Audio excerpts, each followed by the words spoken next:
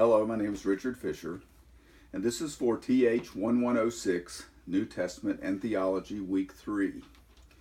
I'm really excited about how the work has been coming in. You're doing a great job. You're committed to learning, and that's a very important thing as you approach online studies. Stay positive, stay engaged.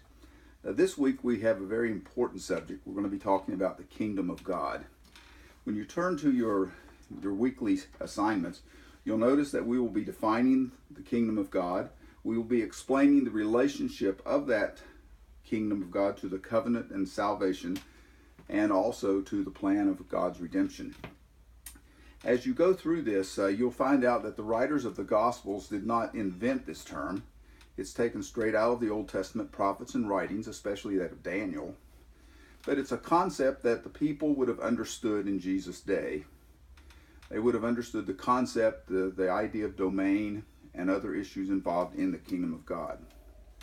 As you look for this week, you'll notice that the interviews are to be done first. That will help you to understand how other people perceive this concept of kingdom. It may be a little bit different for them to get the fullness of it because we live in a democratic and representative society rather than in a kingdom that's ruled by one person. But you will enjoy this time. Then you'll write an essay. And after you've done this, boy, it'll be exciting to get involved in your discussions about the kingdom of God. As we look into Matthew, you'll find that Matthew announces that the Messianic King has arrived and the foundational work to restore the kingdom has been done. And this has begun through the death and the resurrection of Jesus Christ, the King. The King comes to restore the kingdom and to lead God's people in the rescue and restoration of mankind and the earth. In other words, the King does not plan to do it himself. He remains true to God's plan that was first revealed in Genesis 1, 26 to 29.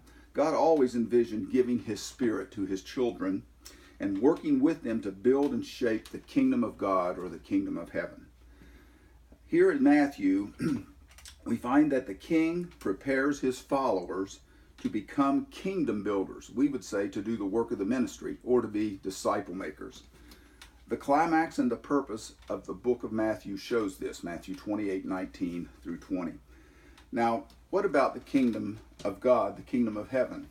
We find that Scott does a great job in addressing this in his chapter on who is Jesus. If you don't remember what he said, you may want to review some of the concepts that we find there.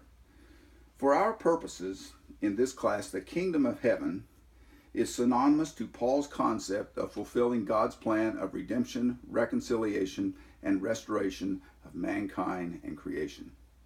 Have a great week as you study.